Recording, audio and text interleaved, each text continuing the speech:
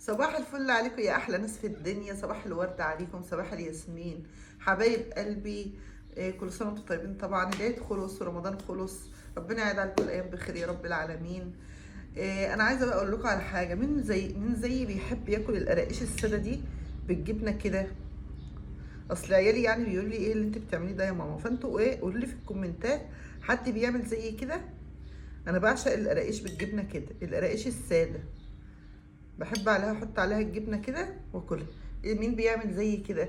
كل اللي بيحبها زي كده بالشاي طبعا يكتب لي في التعليقات. كل سنه وانتم طيبين حبايب قلبي، ربنا يا رب ما يحرمني منكم، ومع الف مليون سلام. سلام.